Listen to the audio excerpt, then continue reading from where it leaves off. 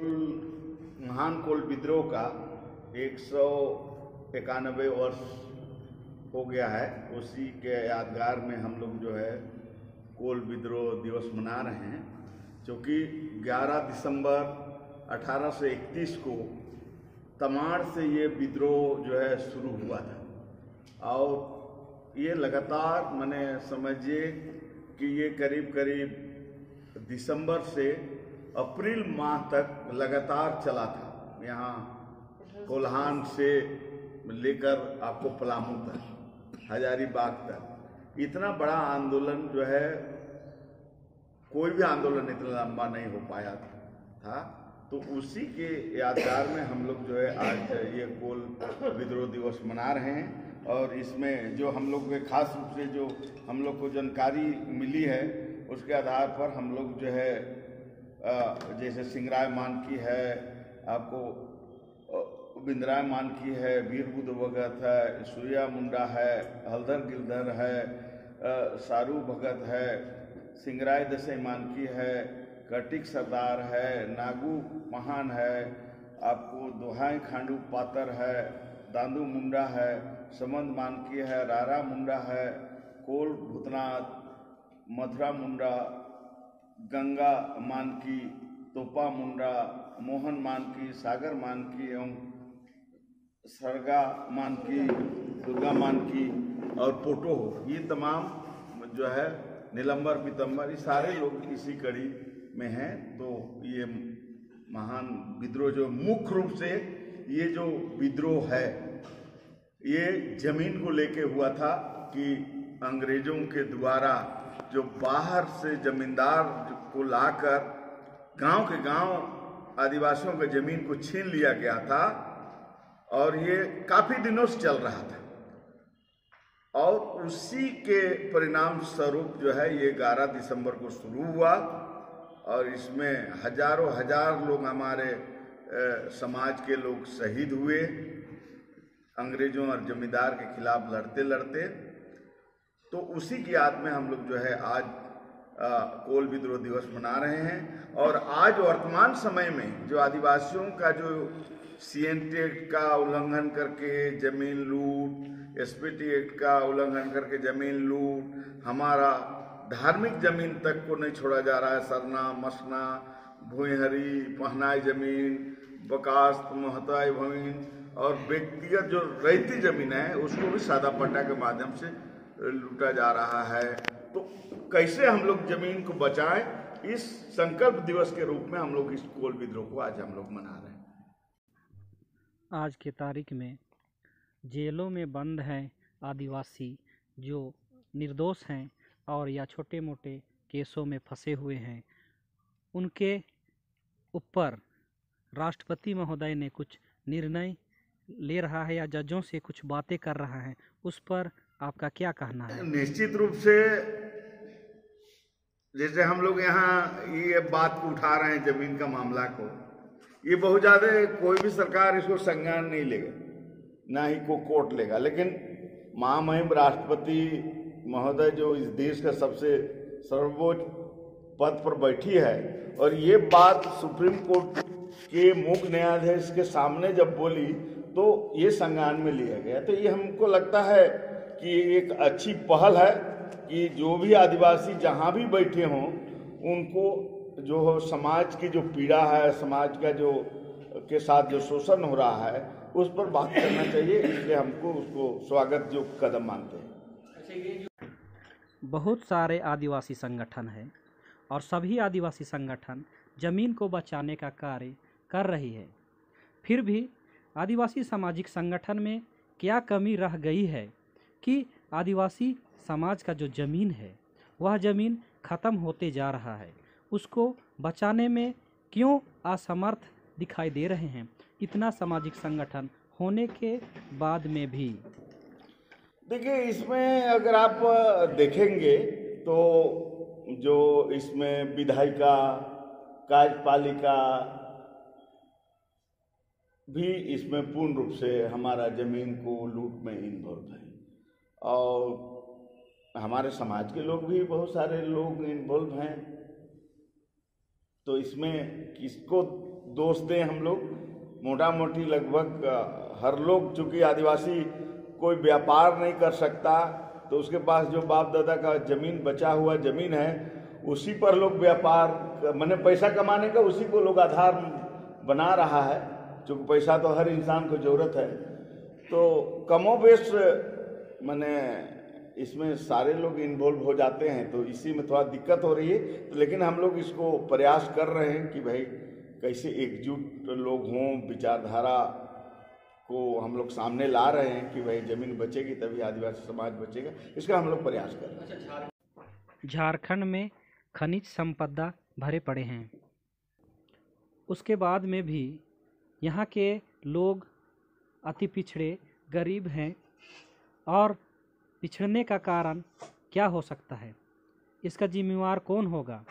हमारे आदिवासी मुख्यमंत्री भी रह चुके हैं, मंत्री भी रह चुके हैं, बड़े बड़े पद में रह चुके हैं।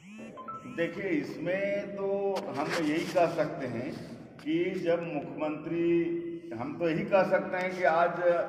22 साल में 5 साल छोड़ के आदिवासी मुख्यमंत्री रहा। तो अगर हर एक मुख्यमंत्री एक एक काम भी अगर करते तो कुछ चीज़ों को दिखता, लेकिन आज निश्चित है कि वैसा कोई भी, चाहे भाषा के सवाल पर हो या ज़मीन के सवाल पर हो या हमारे नौजवान को जो टीएसपी का जो पैसा है, ट्राइबल सब प्लान का पैसा, जो हमारा नौजवान को खास रूप से स्वावलंबी बनाने के लिए जो खर्च करना चाहिए, तो हम तो यही मानेंगे कि इसमें निश्चित है कि जो सत्ता में बैठे जो मुख्यमंत्री हैं वही दोषीदार है। अगर हम वहाँ पर बैठेंगे और नहीं करेंगे तो हम दोषीदार होंगे, हम तो सीधा ये मानेंगे, क्योंकि उनको करना चाहिए। राज्य में विभिन्न पार्टियां हैं, सभी पार्टी काम कर रही है, इसके बावजूद राज्य की जनता गरीबी रेखा से नीचे जा रही है। देखो, उसमें तो निश्चित रूप से हमको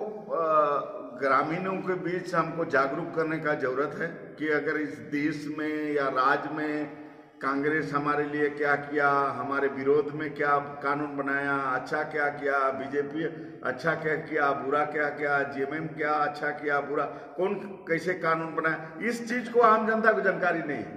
उनको जानकारी देना पड़ेगा कि भाई कौन पार्टी हमारे लिए क्या किया, और जनता को उसका वोट के महत्व को समझाना पड़ेगा, क्योंकि आज अपने वोट को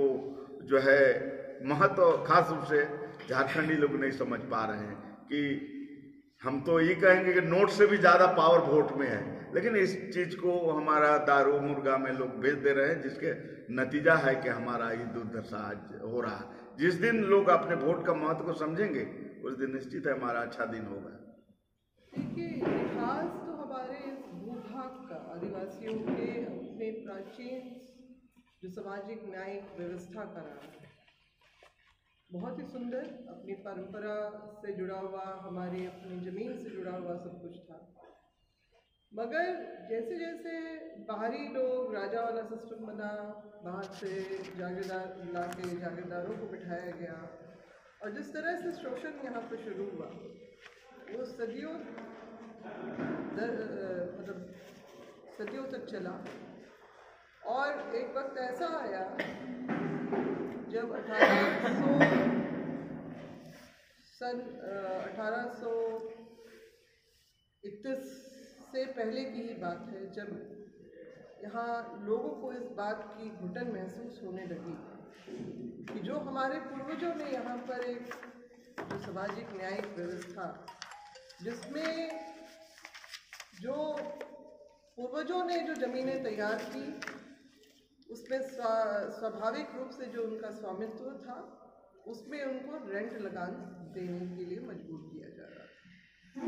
उनको जो है राजा व्यवस्था में उनको वहाँ पर उपहार देने का, उनको जो इस तरह का सिस्टम जो डेवलप कर दिया गया था, जिसमें वो अपने आप को असहाय और अपने आप को ठगा हुआ भी महसूस कर रहे थे। और अंदर ही अंदर जो इसके लिए विरोध जो पनप रहा था हर तरफ,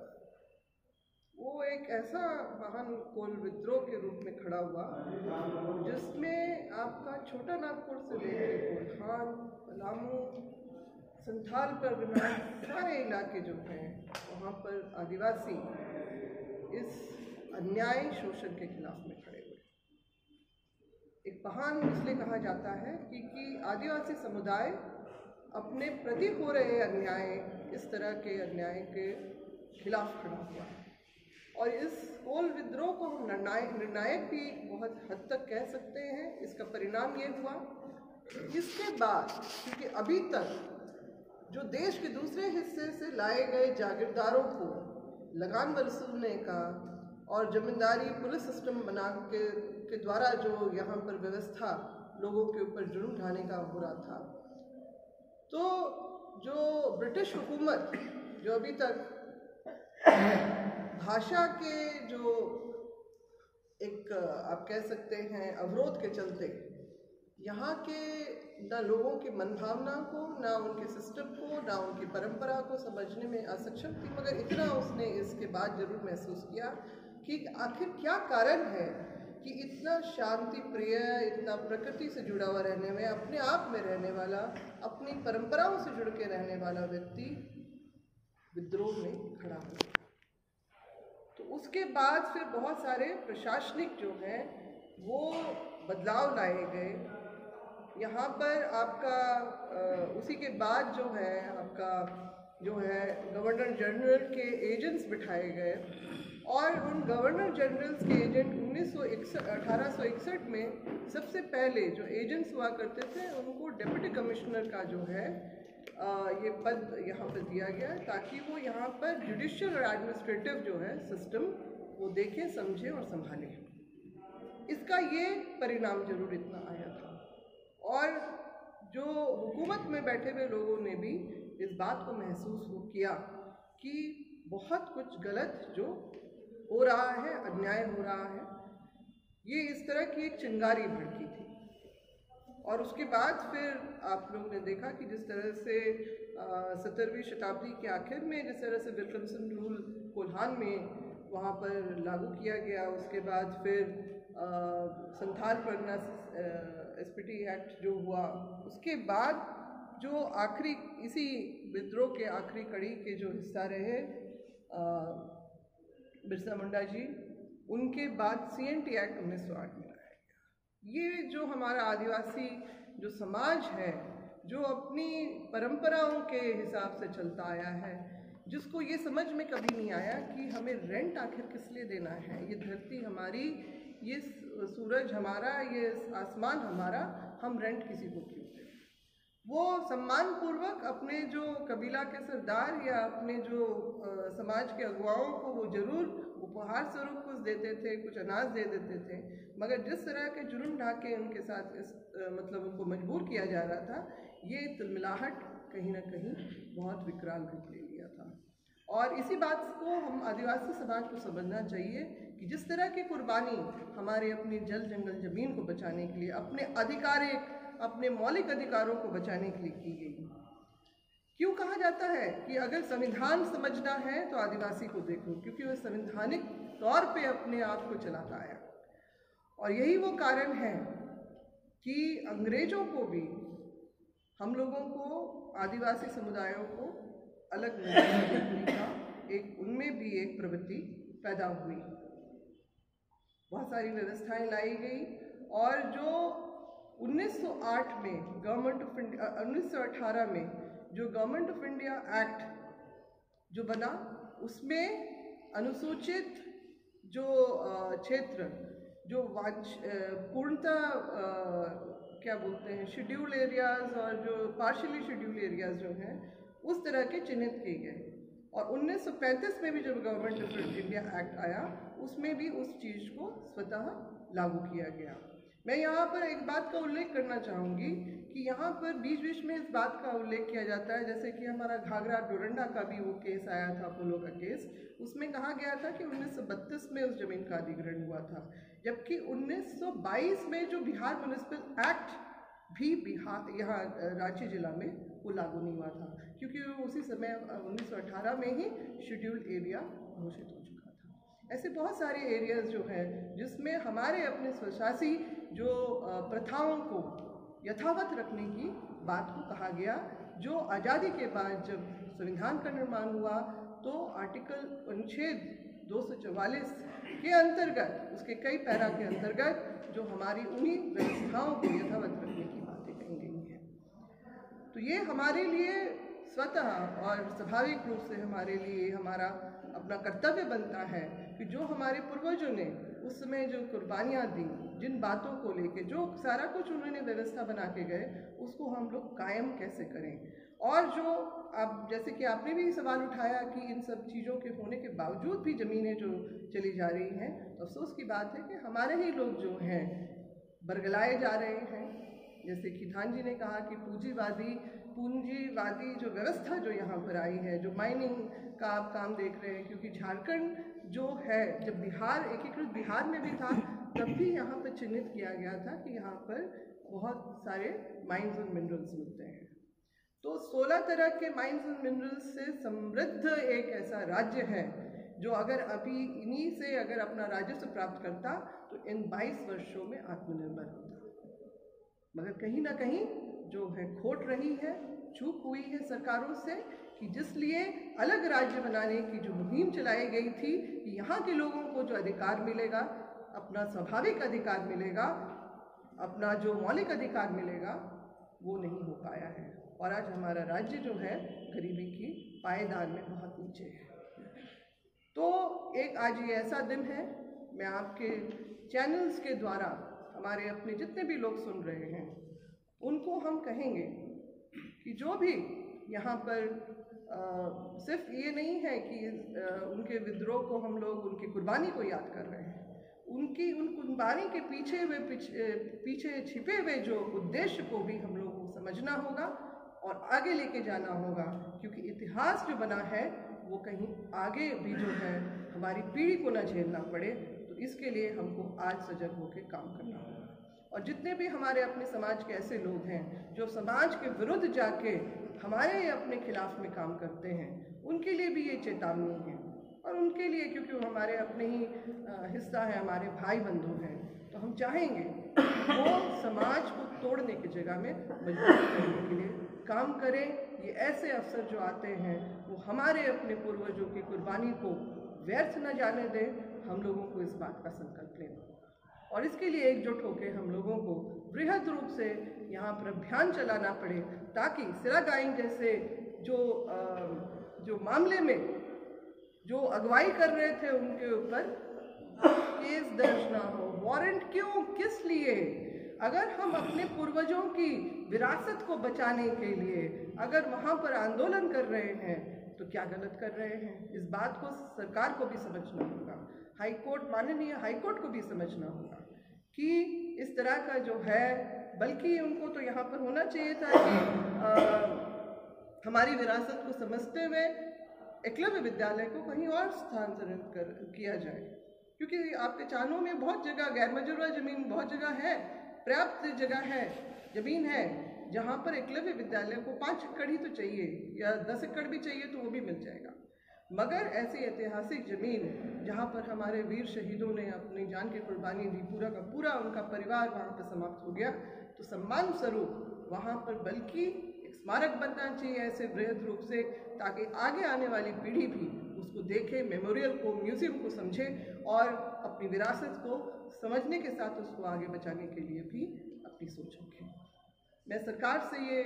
निवेदन भी करना चाहूँगी और अपने जो हमारे जो अभिभावक हैं, गवर्नर महामहिम जो हैं, उनसे भी मैं कहूँगी कि ऐसे अवसरों को, खास तौर से महान कोल विद्रोह जिसमें हमारे कई आदिवासी समुदायों ने बहुत लंबे समय तक संघर्ष किया था, उनके नाम से इस दिन को बृहद रूप से सरकारी तौर पर बनाया जाना चाहिए, ताकि ये जो है दिन का महत्व समझें लोग और हमारी जो पीढ़ियां हैं उस बात को भी लेके अपनी सोच रखें कि अपने समाज को हमको अपनी विरासत को किस तरह से बचाएं।